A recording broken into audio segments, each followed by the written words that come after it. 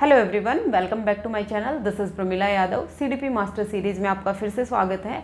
ये जो CDP master series है वो हर एक टीचिंग एग्ज़ाम, चाहे वो किसी भी स्टेट का टेट एग्ज़ाम हो, चाहे वो वनडे एग्ज़ाम हो, DET+B हो, KVS हो, NVS हो, जहाँ पर भी सीडीपी पूछी जाती है वो हर एक टीचिंग एग्ज़ाम के लिए इक्वली इंपॉर्टेंट है।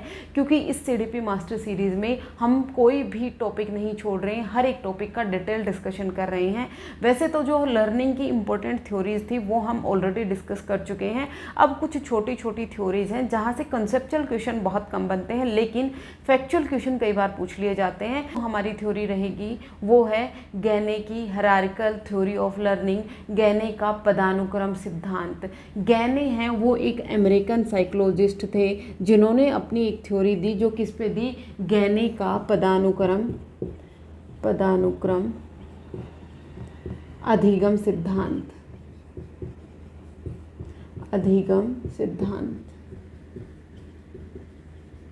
जो गैने हैं उन्होंने अपना एक लर्निंग सिद्धांत दिया जो किसमें था, हायरार्की में था, पदानुक्रम में था।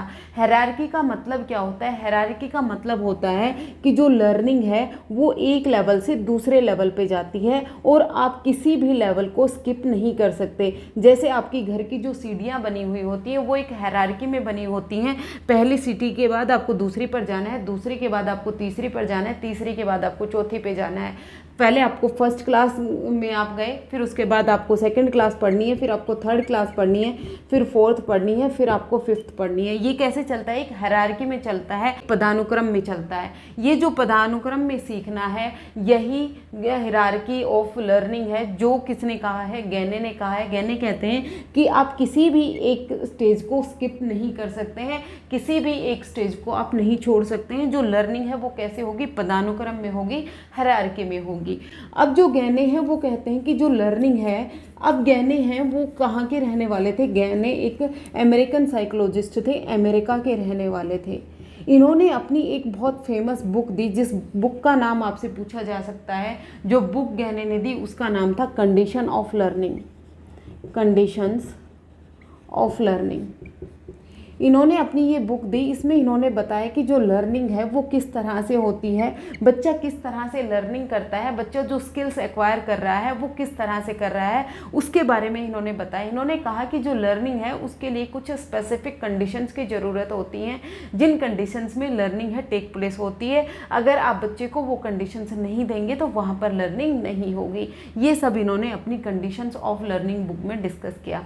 इन्होंने कहा जो लर्निंग है वो कैसे होती है, लर्निंग है वो सिंपल टू कॉम्प्लेक्स होती है, सिंपल टू कॉम्प्लेक्स मैनर में होती है। सबसे पहले बच्चा क्या करेगा? सिंपल चीज़ों को सीखेगा, फिर उसके बाद वो कठिन चीज़ों को सीखने पर जाता है। मतलब लर्निंग कैसे होगी? सरल से कठिन की ओर होगी। जो इन्होंने अपने पदानुक्रम दिए हैं, जो इन्होंने अपनी हायरार्की दी है वो भी सरल से कठिन की ओर दी है। जो फर्स्ट लेवल है वो सबसे सरल होगा और जो सबसे लास्ट लेवल है वो सबसे कॉम्प्लेक्स होगा, सबसे जटिल होगा। तो ये कहते हैं कि जो लर्निंग है वो कैसे होगी? सरल से कठिन की ओर होगी। जो इन्होंने अपनी हायरार्की दी है वो भी कैसे दी है? जो कॉम्प्लेक्सिटी का जो स्तर है वो निम्न से लेकर उच्च तक उन्होंने अपनी हायरार्की दी है।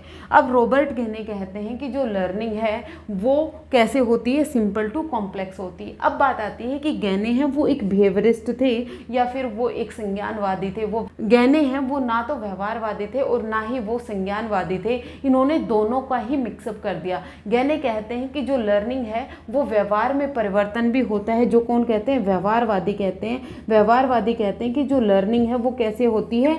चेंज इन बिहेवियर होती है। बच्चा जब भी कोई लर्निंग करेगा तो उसके व्यवहार में परिवर्तन दिखाई देते हैं, वही लर्निंग होती है। दूसरा जो संज्ञानवादी है वो कहते हैं कि जो बच्चे की लर्निंग है उसमें क्या इंक्लूड होता है? बच्चे का संज्ञान इंक्लूड होता है। बच्चे की जो मेंटल एबिलिटीज़ हैं, बच्चे की जो मेंटल कैलकुलेशंस हैं, बच्चा जो अपने दिमागी रूप से जो सीखता है, चाहे वो रीजनिंग हो, चाहे वो मेमोराइजेशन हो, चाहे वो रिकॉल करने की क्षमता हो, ये सब लर्निंग होती है। ये कौन कहते हैं? संज्ञानवादी कहते हैं। लेकिन गैने कहते हैं कि जो लर्निंग है वो दोनों तरीके से होती है। चेंज इन बिहेवियर भी है, मतलब इन्होंने व्यवहारवादियों को भी सपोर्ट किया और इन्होंने कहा कि जो लर्निंग है वो एक कोग्निटिव प्रोसेस भी है, एक संज्ञानात्मक प्रोसेस भी है। मतलब इन्होंने संज्ञानवादियों को भी सही कहा। ये कहते हैं कि जो लर्निंग है वो इन दोनों के जोड़ से मिलकर बनती है। इन दोनों में से भी कोई भी एक चीज़ को को आप नहीं नकार सकते हैं, एक भी चीज़ को आप नहीं छोड़ सकते हैं। अब ये कहते हैं कि जो लर्निंग है वो कैसे होती है, हायरार्की में होती है। इन्होंने अपनी लर्निंग की 8 हायरार्की स्टेज दी हैं। कितनी स्टेजेस दी हैं? 8 स्टेजेस दी हैं। और ये जितनी भी स्टेजेस दी हैं वो किस मैनर में है? सिंपल टू कॉम्प्लेक्स हैं। सबसे पहले जो लर्निंग आएगी वो सिंपल होगी, और जो सबसे हाईएस्ट जो लर्निंग का लेवल होगा वो क्या होता है? कॉम्प्लेक्स होता है। अब हम देखते हैं हायरार्की। लर्निंग की जो हायरार्की दी किसने? गैने ने दी। वो किस तरह से दी? कौन कौन सी स्टेजेस थी इनकी हायरार्की में? इनकी हायरार्की की टोटल 8 स्टेजेस थी, जो कैसे थी? सिंपल टू कॉम्प्लेक्स थी। जो सबसे पहली, फिर दूसरी, फिर तीसरी, चौथी, पांचवी, छठी, सातवीं और आठवीं, इन्होंने ये 8 स्टेजेस दी किसकी? अपनी लर्निंग थ्योरी में। ये कहते हैं कि जो सबसे पहली है वो कौन सी है? सिग्नल लर्निंग है, जिसको हम संकेत लर्निंग कहते हैं। क्या कहते हैं? संकेत अधिगम। संकेत अधिगम, देखिए ये जो थ्योरी है ये आपको तब समझ में आएगी जब पहले से आप जो मैंने लर्निंग की थ्योरीज कराई हैं वो आपने कर ली हैं, क्योंकि इन्होंने सभी चीज़ें, इनकी जो थ्योरी थी वो कोई ओरिजिनल थ्योरी नहीं थी। इन्होंने जितनी भी थ्योरीज पहले आ चुकी थी उन सब का ही कंक्लूजन अपनी थ्योरी में दिया था। इन्होंने जो अपनी फर्स्ट स्टेज कही, जिसको संकेत अधिगम कहा गया, सिग्नल लर्निंग कहा गया, ये जो लर्निंग थी ये किससे रिलेटेड थी? पावलोव की जो क्लासिकल कंडीशनिंग थी उससे रिलेटेड थी। ये कहते हैं कि बच्चा कैसे सीखता है? बच्चा, पावलोव ने जो अपनी क्लासिकल कंडीशनिंग में कहा था, जहाँ पर स्टिमुलस की बॉन्डिंग कराई जा रही थी, मतलब 2 उद्दीपक की जहाँ पर बॉन्डिंग कराई जा रही थी, जहाँ पर एक कंडीशनड उद्दीपक होता है और एक अनकंडीशनड उद्दीपक होता है, एक स्वाभाविक उद्दीपक होता है और दूसरा क्रिएट किया हुआ उद्दीपक होता है। जब हम उन दोनों उद्दीपक की कंडीशनिंग करवाते हैं, उन दोनों की बॉन्डिंग करवाते हैं, तब लर्निंग होती है। जैसे जब कुत्ते के सामने खाना लाया जा रहा था तो उसके साथ बैल भी बजाई जा रही थी। जब उसके साथ बैल बजाई गई तो कुत्ते ने ये अपने दिमाग में कॉन्सेप्ट बना लिया कि जब बैल बजेगी तब खाना मेरे पास आएगा। तो यहाँ पर क्या हो गई? बैल के साथ कुत्ते ने कंडीशनिंग कर ली, और जब एक बार बैल बजाई गई और कुत्ते के सामने खाना नहीं भी लाया गया तो कुत्ते के मुंह से लार निकलना शुरू हो गई। मतलब यहाँ पर क्या हो गई थी? कंडीशनिंग हो गई थी। जहाँ पर भी कंडीशनिंग होगी वहाँ पर क्या हो जाती है? लर्निंग हो जाती है। ये ओरिजिनली किससे लिया गया था? पावलोव की क्लासिकल कंडीशनिंग से लिया गया था। और जो ये लर्निंग है ये अनैच्छिक होती है, इनवॉलंटरी होती है। मतलब जो भी प्रतिक्रिया कुत्ते ने की, कुत्ते के मुंह से लार का निकलना उसके कंट्रोल में नहीं था, वो अनैच्छिक क्रिया थी, इनवॉलंटरी एक्शंस थी। इनवॉलंटरी एक्शंस वो होती हैं जो किसी भी मनुष्य के कंट्रोल में नहीं होती हैं, वो हम चाहें या ना चाहें खुद ब खुद होती रहती हैं। जैसे किसी स्वादिष्ट खाने की स्मेल आ रही है तो हमारे मुंह से लार का आ जाना, अगर कोई बदबू आ रही है तो स्वतः ही हम अपने नाक बंद कर लेते हैं। ये सब क्या है? हमारी कंडीशनिंग हो चुकी है, ये सब हमने पहले से अपनी आदत की फॉर्मेशन कर ली है। जो ये संकेत लर्निंग है ये क्या है? सिंपलेस्ट फॉर्म है। क्या है? सिंपलेस्ट फॉर्म है लर्निंग की, सबसे सरल, सबसे निम्न जो स्तर है, सबसे निम्न स्तर मतलब जो मेमोराइजेशन वाला स्तर है, जो याद करने वाला स्तर है, वो कौन सा है? सिंपलेस्ट है, संकेत अधिगम है। यहाँ पर जो ऑर्गेनिज्म है, यहाँ पर जो सीखने वाला है, यहाँ पर जो ऑर्गेनिज्म है वो कुछ भी नहीं करता है। जो भी प्रतिक्रियाएं हो रही हैं वो स्वतः ही होती हैं, इनवॉलंटरी होती हैं। फिर उसके बाद आता है stimulus response learning. Stimulus response learning, ये जो स्टिमुलस रिस्पॉन्स की बात की थी ये किसने की थी? थॉर्नडाइक ने की थी। किसने की थी? थॉर्नडाइक ने। थॉर्नडाइक की जो ट्रायल एंड एरर थ्योरी थी उससे ली गई है कौन सा? Stimulus and response learning. Stimulus response learning Thorndike ने दी थी। थॉर्नडाइक ने अपनी थ्योरी में क्या कहा था कि एक भूखी बिल्ली थी, उसको पिंजरे में बंद कर दिया और भूखी बिल्ली को भूख लगी है और पिंजरे से बाहर क्या रख दिया था? खाना रख दिया था। अब जो ये बिल्ली है, अब ये जो कैट है, ये क्या करेगी? प्रतिक्रियाएं करेगी बाहर निकलने के लिए। अब यहाँ पर एक लीवर लगा हुआ था कि जैसे ही बिल्ली इधर उधर जाकर प्रतिक्रियाएं कर रही है तो एक बार जो ये लीवर लगा हुआ था यहाँ पर बिल्ली का पैर पड़ेगा और वो लीवर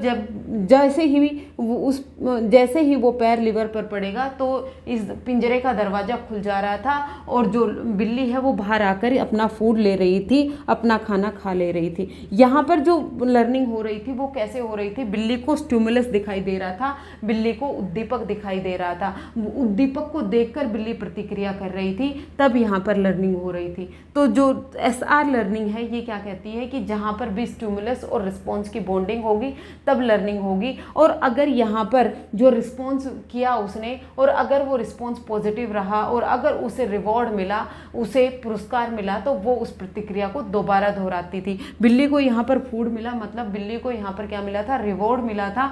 जब बिल्ली को यहाँ पर रिवॉर्ड मिला तो उसने क्या किया, अपनी प्रतिक्रिया को दोहराया। फिर जो थर्ड स्टेज आती है वो आती है चेनिंग। चेनिंग का मतलब क्या होता है, श्रृंखला का निर्माण करना। श्रृंखला का निर्माण कब होगा, जब बच्चा संकेत अधिगम, जब बच्चा सिग्नल लर्निंग और स्टिमुलस रिस्पॉन्स लर्निंग दोनों सीख चुका है। जब ये दोनों सीख चुका है, उन दोनों के बीच में वो एक चेन बना रहा है, एक श्रृंखला बना रहा है, तो वहाँ पर जो लर्निंग होगी वो चेनिंग होती है।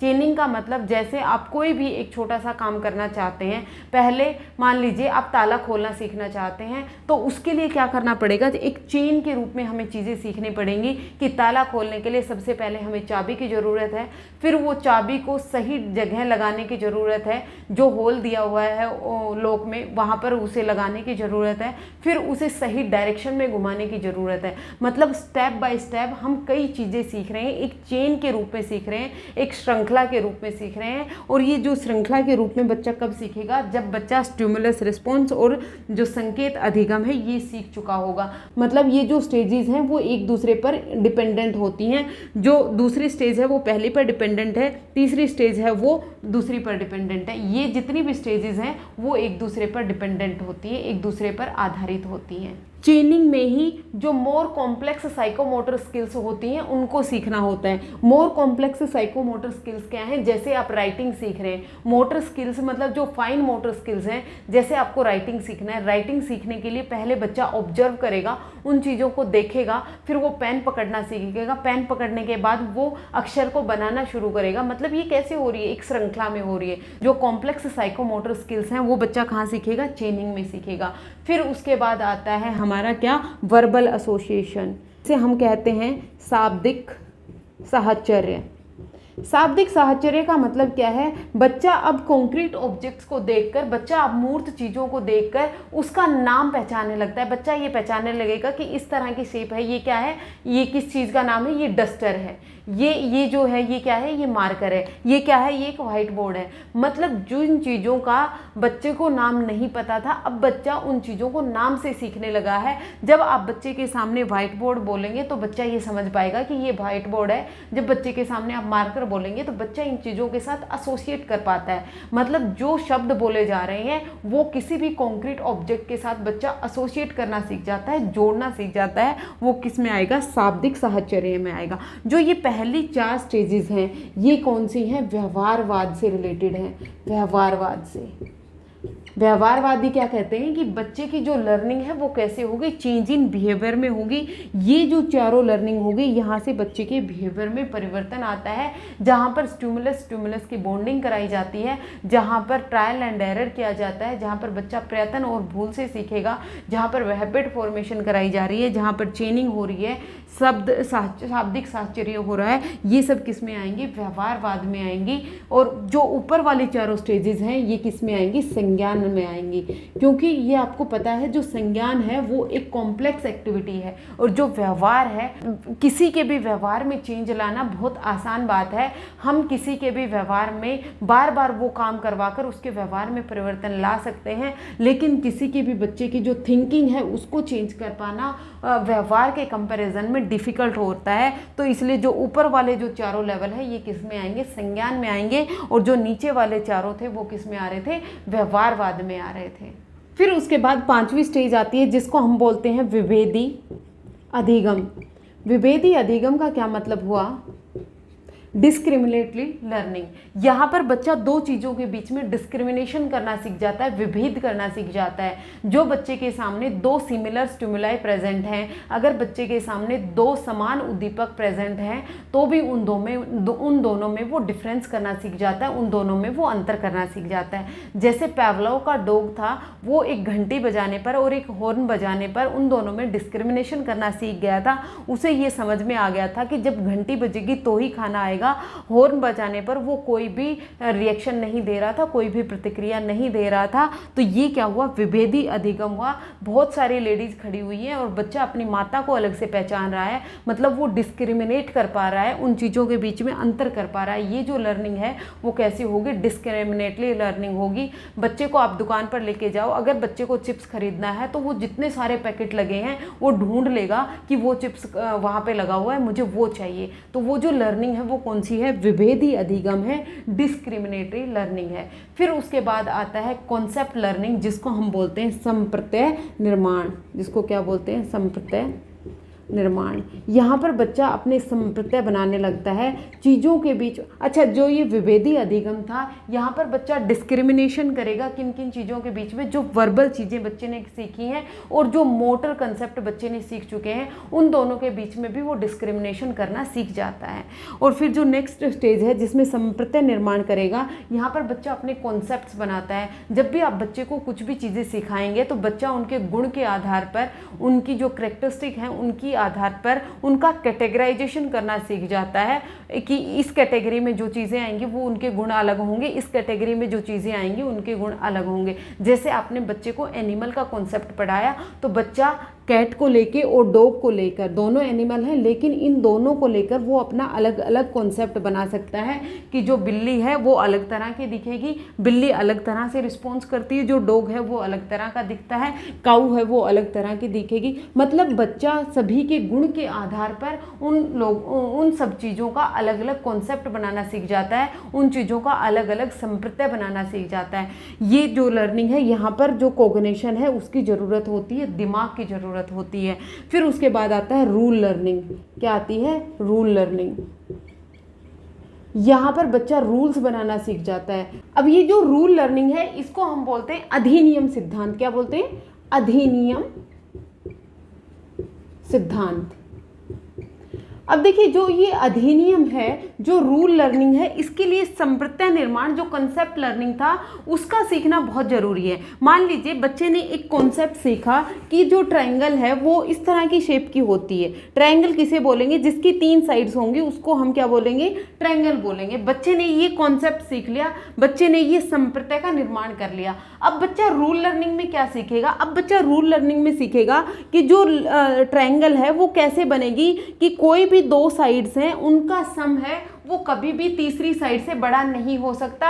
अगर ऐसा हुआ तो वो ट्रायंगल की फॉर्मेशन ही नहीं करेगा। मतलब ये संप्रत्यय निर्माण से जो कॉन्सेप्ट लर्निंग है उसके नेक्स्ट की स्टेज है। यहाँ पर जो बच्चा है वो क्या करेगा, 2 चीज़ें, 2 से ज़्यादा कॉन्सेप्ट्स को एक साथ जोड़कर उसका रूल बनाएगा, उसका अधिनियम बनाएगा। ये होती है रूल लर्निंग। रूल लर्निंग के लिए संप्रत्यय का निर्माण का होना बहुत ज़रूरी है। जैसे बच्चे को एक कॉन्सेप्ट सीखा, बच्चे ने कोई भी एक साइंस का कॉन्सेप्ट सीखा, मान लीजिए बच्चे ने क्या सीखा, प्रेशर का कॉन्सेप्ट सीखा, ठीक है, प्रेशर का कॉन्सेप्ट सीखा, दाब का कॉन्सेप्ट सीखा। अब वो उस दाब के कॉन्सेप्ट को कैसे एक रूल बनाएगा। दाब के कॉन्सेप्ट के लिए एक बार वो एक बलून लेता है, एक गुब्बारा लेता है, उस गुब्बारे में उसने हवा भरी, हवा भरने के बाद वो उसे प्रेस करके दिखाता है तो वो देखता है कि उसके हाथ पर भी वापस दाब लग रहा है, प्रेशर लग रहा है। फिर उसके बाद उसने हवा निकाली और उसमें क्या डाला, उसने पानी डाला, फिर पानी डालकर फिर वो उस पर प्रेशर लगा रहा है। मतलब 2 अलग अलग संप्रत्यय, 2 अलग अलग कॉन्सेप्ट्स का यूज किया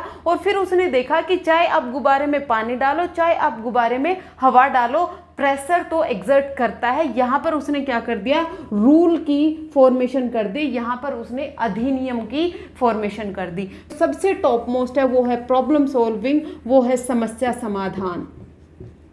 समस्या समाधान, समस्या समाधान मतलब हुआ प्रॉब्लम सॉल्विंग। जो प्रॉब्लम सॉल्विंग है वो क्या होगी, जो भी कॉन्सेप्ट बच्चे ने सीखे हैं, जो भी रूल्स बच्चे ने बनाए, जो भी कॉन्सेप्ट उसने सीखे, उन सब का यूज करेगा प्रॉब्लम्स को सोल्व करने के लिए। जो भी प्रॉब्लम्स बच्चे के सामने आ रही हैं वहाँ पर जो उसने ऑलरेडी सीख लिया है उन सब का यूज करता है। मतलब ये जो स्टेज है वो प्रैक्टिकल की स्टेज है। और जब बच्चा प्रैक्टिकल करेगा तो क्या निकल के आएगी, क्रिएटिविटी बाहर निकल के आएगी।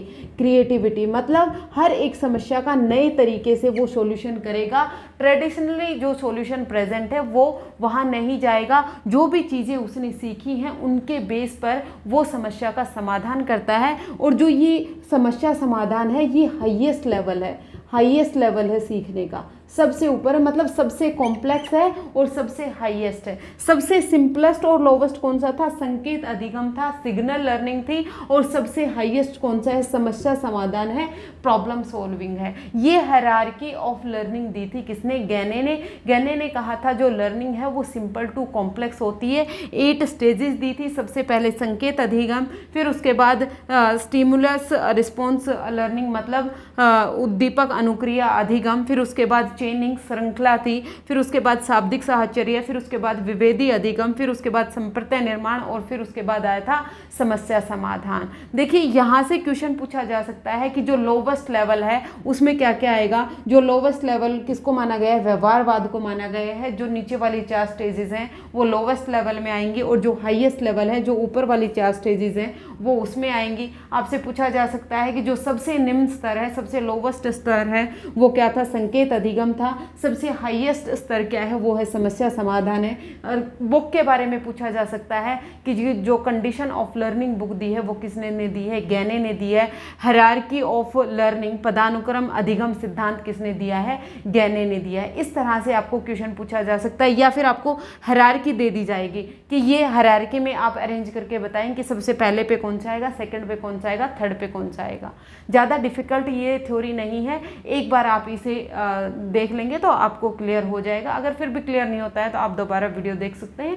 आज के लिए इतना ही। Thank you very much.